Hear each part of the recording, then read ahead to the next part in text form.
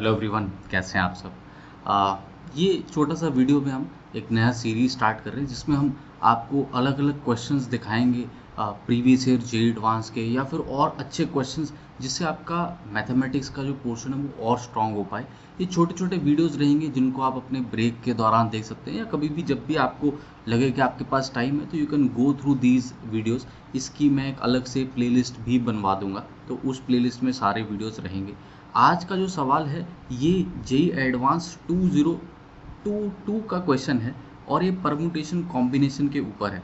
आप इस क्वेश्चन को रीड कर सकते हैं, वीडियो को पॉज करके ट्राई करना चाहें तो ट्राई भी कर सकते हैं। ठीक है, ये क्वेश्चन काफ़ी अच्छा है। पिछले सालों के मुकाबले जो सवाल पूछे गए उसके कंपैरिजन में थोड़ा सा अच्छा क्वेश्चन है। हालांकि उतना डिफ़िकल्ट नहीं रहेगा अगर आपने पीएनसी को अच्छे से पढ़ रखा है, but it is a decent question to try on and आपके कॉन्सेप्ट्स में आपको और क्लैरिटी मिलेगी। आइए रीड करते हैं क्वेश्चन को। Consider 4 boxes where each box contains 3 red balls and 2 blue balls. तो हर बॉक्स में 3 रेड और 2 ब्लू बॉल्स हैं। ये हम बना लेते हैं क्योंकि क्वेश्चन बाद में फिर से दोबारा रीड करेंगे। Let's try to make 4 boxes, जिसमें हर एक बॉक्स में हम बोल रहे हैं कि 3 रेड है आपके पास और 2 ब्लू बॉल है। तो ऐसे करके आपके पास 4 बॉक्सेस हैं। ठीक है, तो चारों में सेम ही कंटेंट है, तो कोई घबराने वाली बात नहीं है, सेम ही कंटेंट है सब में। एज्यूम दैट ऑल 20 बॉल्स, 20 हो गए ना, 5 इंटू 4 20 हो गए, आर डिस्टिंक्ट, सारे डिस्टिंक्ट हैं। In how many different ways can 10 balls be chosen. 10 ball हमें चूज करने from this 4 boxes so that from each box at least 1 red and 1 blue ball is chosen, है ना। हर एक बॉक्स में से एक रेड और एक ब्लू बॉल हमें जरूर चूज करनी है। अब ये सोचने वाला तरीका है, यहाँ पे दिमाग लगेगा कि यार हर एक बॉक्स में से एक रेड एक ब्लू कैसे इंश्योर करा है। तो ये आप वीडियो पॉज करके सोचना चाहें तो सोच सकते हैं। मैं आपके साथ डायरेक्ट सोल्यूशन जो है वो शेयर करने वाला हूँ, है ना। देखिए इसमें हमें क्या है ना, इसमें हमें केसेस बनाने पड़ेंगे। जैसे कि केस 1 में मैं क्या बोलूँ कि यार देखो हर एक में से एक रेड और एक ब्लू आनी है, तो यानी कि 8 बॉल तो सीधी सीधी हो गई ना। 2 ही बॉल का तो इशू है ना, 2 एक्स्ट्रा बॉल्स आ रही हैं, वो कहाँ से आएंगी।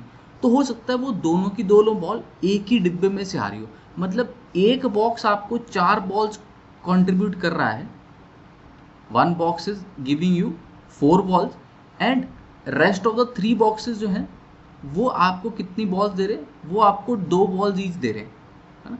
तो 6 और 4 10 हो जाएंगे। तो ये 3 बॉक्सेस का तो बहुत आसान है, एक एक रेड है और एक ब्लू निकालनी है, वो कोई भी निकाल लेगा। मैं चाहे तो लिख भी देता हूँ यहाँ पे, ये तो कोई भी सोच सकता है। 3C1 2C1 ये इन 3 बॉक्सेस के लिए, तो 3 बार ये टर्म आएगी तो इसका क्यूब कर देते हैं। ठीक हो गया। अब मेन बात ये है कि वो 4 बॉल्स जो बॉक्स में से आएंगी, शुरू वहां से हुआ क्वेश्चन कि वो 4 बॉल्स कौन सा बॉक्स देगा। तो 4C1 से हम वो बॉक्स चूज कर लेते हैं जिसमें से हमें वो 4 बॉल्स मिलने वाली हैं। अब जब आपने वो बॉक्स को चूज कर लिया है तो 4 बॉल कैसे कहते हैं इस तरह से निकालें 4 बॉल कि एक रेड और एक ब्लू जरूर आ जाए। कहते सर यहाँ पे तो 3 रेड और 2 ब्लू है, अगर आप 4 बॉल चूज करोगे तो गारंटीड है कि भाई उसमें कम से कम एक रेड और एक ब्लू तो आया होगा। देखो 4 बॉल चूज करने के क्या कॉम्बिनेशन हो सकते हैं। हो सकता है आपने 3 रेड और एक ब्लू बॉल चूज कर ली हो, या फिर ऐसा हो सकता है कि 2 रेड और 2 ब्लू बॉल चूज कर ली हो। तो भाई इन दी एंड तो you will be able to select at least 1 red और एंड एटलीस्ट 1 ब्लू। तो सीधा ही है, इन 5 में से कोई भी 4 चूज कर लीजिए। तो 5 में से कोई भी 4 चूज करेंगे तो अपने आप कंडीशन मीट हो जाएगी उस बॉक्स की जिसमें से 4 बॉल्स आ रही हैं।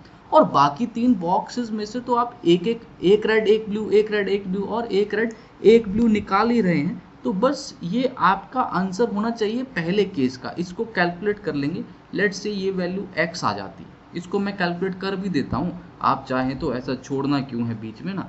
लाओ कैलकुलेट कर लेते हैं, देखते हैं कौन सा आंसर बनता है। तो ये 4 आ गया, 5 आ गया, तो ये बन गया 20 और ये 3 इंटू 2 6 हो गया, तो 6 का क्यूब आ गया, तो 216 बन गया अपने पास।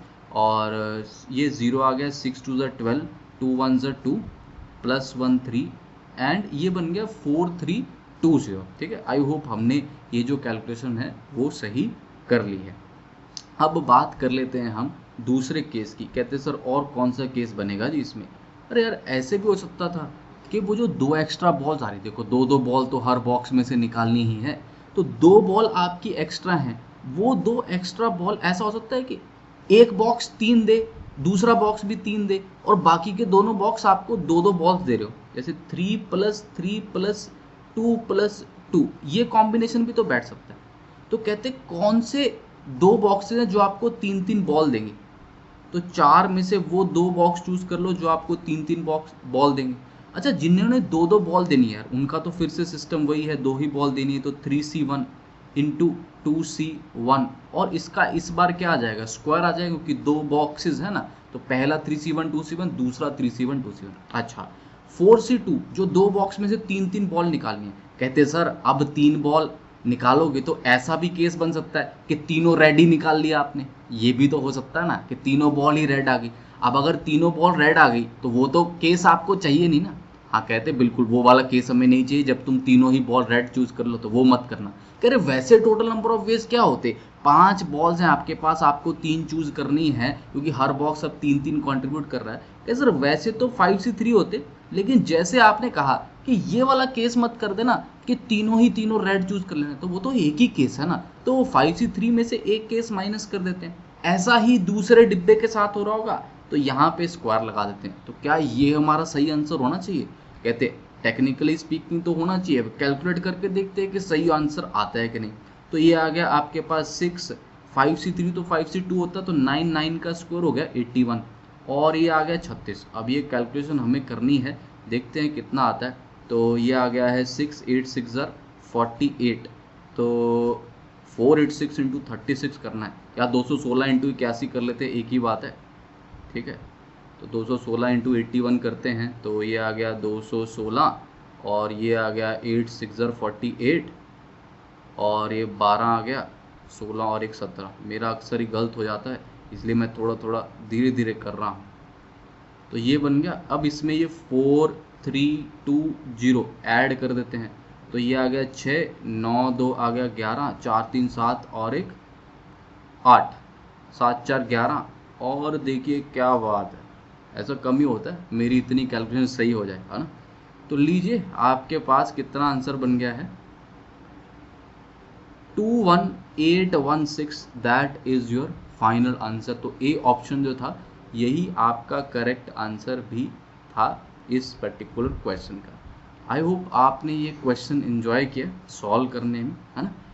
कॉपी में नोट जरूर रखिएगा ऐसे सवालों को, ना जस्ट स्क्रीनशॉट ले लीजिए, मैं स्माइल कर देता हूँ तो अच्छी वाली फ़ोटो मेरी आ जाएगी। ले लिया स्क्रीनशॉट, तो स्क्रीनशॉट लेके रख लीजिए या नोट कर लीजिए कॉपी में, और बेसिकली इनको रिवाइज करते रहना, है ना।